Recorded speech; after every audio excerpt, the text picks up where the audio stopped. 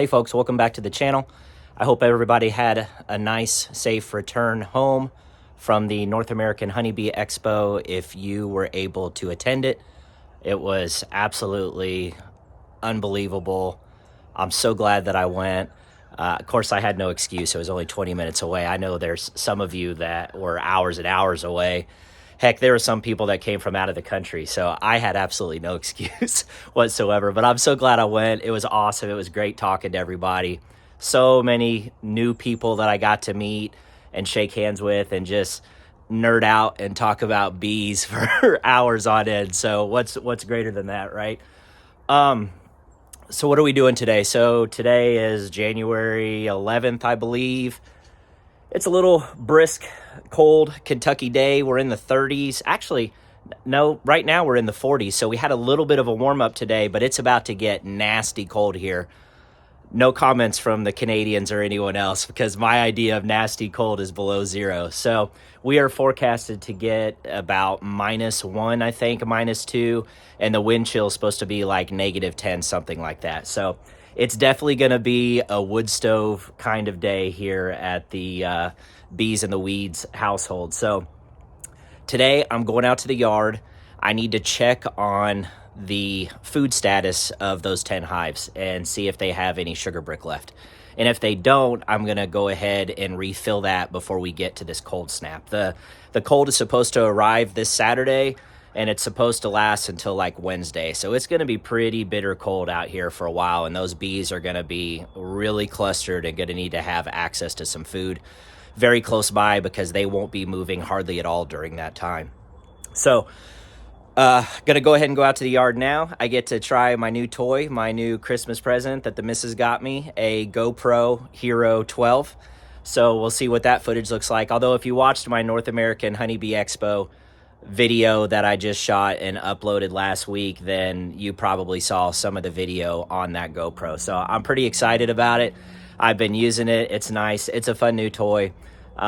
So we'll see how it performs out here in the bee yard. So why don't you come along with me? We'll go out here and we'll check on these colonies and see what kind of food they have.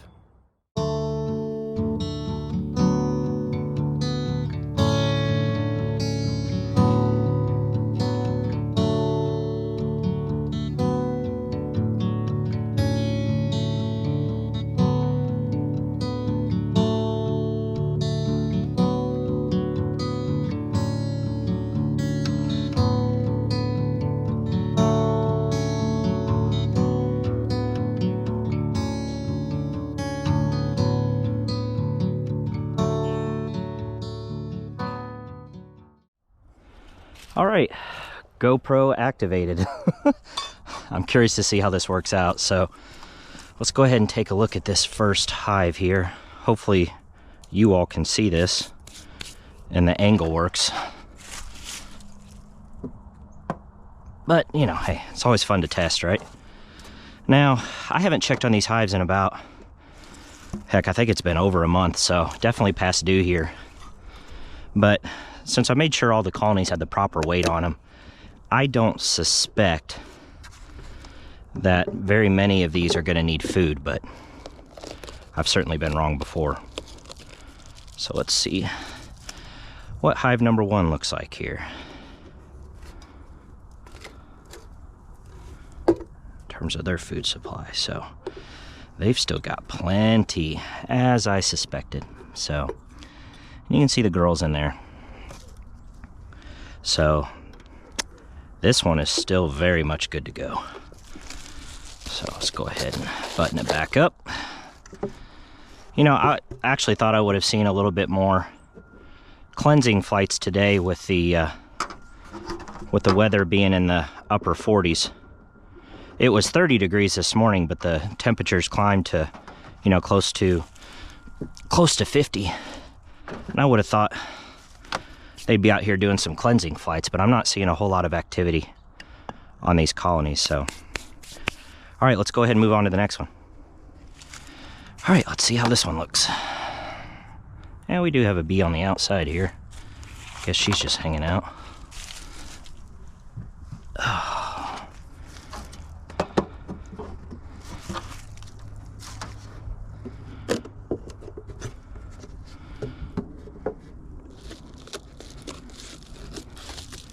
look to see, sometimes you'll see condensation on these from where the bees are exhaling. Oh yeah, this one's a little more lively. And there, yeah, it's definitely warm here. Not too moist, just barely feel anything there. But they've certainly, you know, worked their way here through, oh gosh, I don't know, a third of the sugar brick, but they've still got tons left. I mean, I don't need to get in here and replenish that. So this one's also good. And since it's cold, I don't like to leave them uncovered for very long. So we'll go ahead and seal this one back up.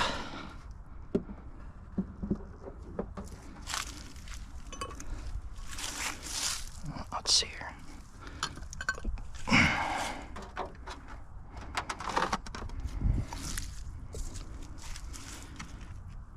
All right, let's move over here to this one.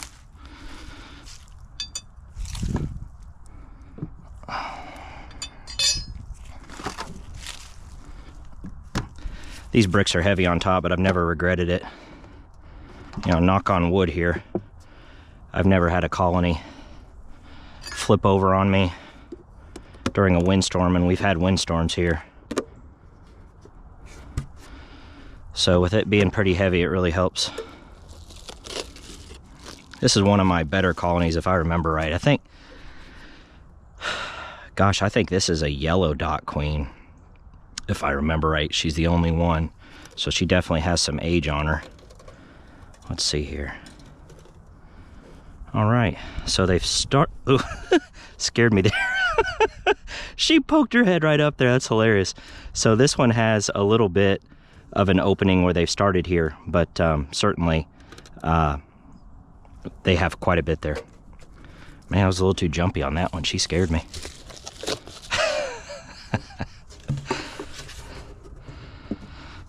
She was like, peekaboo. All right.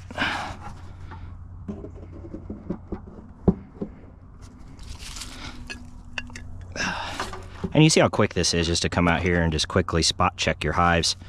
Most beekeepers will do this during the winter time. It gives us peace of mind, especially if you opt to feed prophylactically. Not everyone does that. So, all right, let's move on to the next set.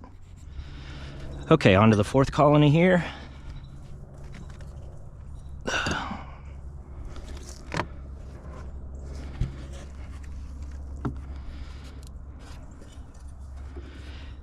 You know, I was talking about the North American Honeybee Expo, and I'm excited to show you all a couple of products that I picked up there. I'm not going to spoil it yet because it'll give us something to look forward to in the spring. I can feel the moisture. I mean, there's a little bit of moisture here. It's not bad, but I bet these girls are close to needing more sugar brick, it looks like. So, oh yeah. And what they're doing down here, that's a defensive posture. So I don't know if you can see it on the camera, but they got their butts up in the air with their stingers out. So this one definitely needs a little bit more food. So I'm gonna mark this one by keeping that red brick off of it, and that's gonna tell me that I need to come back out here and give these girls a new sugar brick, because I wanna make sure that they have food. I'm sure they're fine, but this colony may be a above average sized colony, and therefore they may have just gone through their food a little quicker. Most of my colonies, as you can tell so far, tend to be pretty frugal on the food consumption front, but every once in a while I have a couple that definitely burn through their food stores quicker than others. But yeah, getting back to the products, I've got a couple that come this spring we're gonna try together, and I'm gonna collaborate with a couple of, oh yeah, see, that one had moisture on it. Shoot, I tilted it before you could see it, but there's some condensation here. So there's definitely gonna be bees right underneath here, where this is from their breath that they exhale. Not a bad thing. I mean, you certainly wouldn't want this to be completely saturated. It's not. It's just a little damp right here. This is completely dry here and here, which is exactly what a Vivaldi is supposed to be doing. So let's take a look at these. Yeah. So nice cluster there. They're all huddled nice together in the middle here. This one, I'm not going to refill it yet. That's still plenty of food. And I'm sure they still have food in the frame. So this colony looks really good. So we'll go ahead and button them back up. But yeah, what I was saying, I've got the opportunity to do some collaboration with a couple of bee equipment creators. And again, I'm not giving specifics now because I don't want to spoil it, but you'll see come this spring, I'll get to, a little cute little bee there. I'll get to do a review on those, and we will see how they work together. Like I said, I'm going to leave this brick off, and that's going to tell me that this one needs more food. That's the other thing I really need to get. As you can see, I'm using the brick system, and if Jason Crook is watching this video, he's shaking his head right now because he and Castle Hives gentleman, I think his name is Brian, I just met him, invented the queen dial. And if you watched my North American Honeybee Expo video that I just uploaded, you'll see Jason talking about that. And that is a pretty slick invention. They actually got the first place ribbon for new inventions, which is a pretty big deal considering the company that they had there. And all right, these, yeah, they're looking good in there. Obviously plenty of brick here, but they have started to chew away at it, so looking good. Seems to be a little smaller colony, but who knows, they may just not all be up in here, you know. But definitely looking good.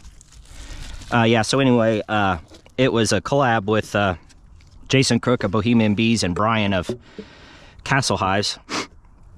And it's a real slick invention. It is a dial that helps you keep track of your queen, where she is in her life process from egg to being born. And it also does exactly what I'm trying to do with stupid bricks, which is tell me if my colony is queen right, if they're not, if she's in the process of mating, etc., etc. And you can secure it, fasten it onto the side of your hive, and at a visual glance, you would be able to tell the status of that colony. I will probably pick some up at some point. It's one of those things where, you know, it is a cost thing. So if you know, the commercial folks, I don't think would be their target audience because, you know, that would cost thousands of dollars with thousands of hives, right? So it really wouldn't make sense. But, you know, a backyard enthusiast like myself, you know, somebody that maybe only has a handful of colonies or a couple handfuls or 20 or 30, you know, you could still, you know, you could absolutely use that to help you keep track versus using, boy, they haven't taken any of this one down, versus using an app. So this colony is very frugal. Versus using an app or using the brick method like what I'm using to keep track of your colony's queen rightness and progress from a quick visual standpoint, whereas trying to open an app out here, if you have a bee suit on and stuff, is less than ideal. I'm just going to take a peek at the front of this hive. So they have got it completely propolized right here. Last time I was out here, though, there was some good activity coming from this colony. So I need to invest in one of those thermal guns so that I can detect a heat signature in here. But I'm certain that this colony's doing just fine. But they're very frugal on their food consumption. So, all right, let's go on to the next one. We got 3 more to go through, guys. Not too bad. Actually, I'll set this over here. But yeah, real slick invention. I think they knocked that one out of the park which is also evident with their blue ribbon that they won. So kudos to them. It's one of the coolest things. I was listening to a video, David Burns talk about beekeeping over 20 years ago. I think he's been doing it maybe close to 30 years, something like that. I've only been keeping bees for 4 years, so I don't have a sense of how things were 20 or 30 years ago in the beekeeping community. So he, oh, someone's a little upset in there. I hear you. So obviously plenty of sugar brick here. And I can see the cluster of bees down in there, so this colony's looking good too. I don't have a concept of what things were like back then in the beekeeping world, but he was saying you could have filled a small room with everything that they had in beekeeping, 30 years ago. And then fast forward to 2024, and it takes something the size of the Louisville, Kentucky Expo Center, massive square footage, to fit everything that we have available to us in beekeeping now, from different types of hives to all these fun toys that we like to use, to bee vacuums, to hive butlers, to queen dials, to, I could go on and on forever. Not to mention there's more suppliers, but all the ingenuity that's going into people coming up, the simple comb, that people are coming up with these new ways of reinventing what beekeeping looks like, is, we're the ones that benefit from that. The Mr. and Mrs. Beekeeper, the consumer, well, they've gone through quite a bit of this one. I think I'm going to mark this one as needing some more. They still have some in here, but clearly they've chewed through quite a bit of it. So, all right, so this one's going to get another one. I really just wonder if these two hives are just bigger than the other ones. But yeah, the ones who benefit from all of this new ingenuity and inventing in beekeeping is us. And I'm just thrilled to be a part of the community and be a part of that, and to get to test stuff. As an engineer, being a nerd, I like to play with, new toys and new gadgets and new devices. And I was talking to a fellow beekeeper that I've interacted with on YouTube, Brian, and I was asking him what he thinks about that brood minder, which he has in his colonies and I do not have in mine. And he said he's really liking it. So it's something I've considered. It's not cheap, but it's gadgets that you put inside your colony, inside the hives, and it tells you what the temperature, what the humidity is, and you get all sorts of nice nerdy data on your colonies remotely without having to get into them. And I don't know, I think that's pretty cool. So it's something kind of on my want list. Yeah, so we got nice cluster in here. Obviously plenty of sugar brick on this one, so we're good. So we have 2 colonies that have been pigging themselves out a little bit that we need to replenish. So that's not too bad. I think it was this one, right? I know I put the brick back up on there, but I think it was this one that needed the food. So gotta remember while I'm sitting here yakking not to forget to take that brick off so that I know that needs food. So okay. So yeah, awesome. 2 out of 10 need more food. The other 8 are golden, which is what I would have expected. Honestly, I've half expected to come out here and see 10 of them not needing any more food. So a couple of those hives I think are just bigger than the others, and they've just gone through the food quicker. So yeah, that's it. Just a short video today. Just wanted to quickly check on the food situation within these hives.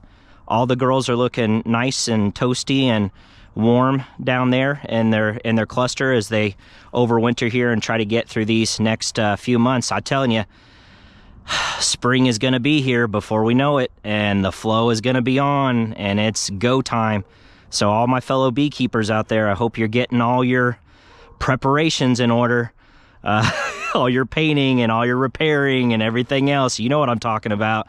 Just because the bees aren't active this time of year doesn't mean that we aren't. So anyway, hope you all liked this video. Again, it was so great meeting some of you at the North American Honeybee Expo. I'm stupid excited that Cayman said it's going to be here next year. I hope it's here indefinitely, selfishly, since I'm so close. But man, what an amazing conference. And I'm looking forward to Jake Barker, an EAS Master Certified Beekeeper, is going to have a Apis rescue event here towards the end of January, and I'm going to post a video about that here shortly within a few days. So there are still tickets available, so if anybody is close to this area or would like to make the trek back to Louisville, it's going to be a phenomenal event with a lot of rock star beekeepers, really technical, nerdy stuff. So if you like that, it's definitely going to be your conference. So like I said, I'll post a video on that pretty soon here. But you know, that's it for the day. I hope you all are doing wonderful. I hope you had a happy new year.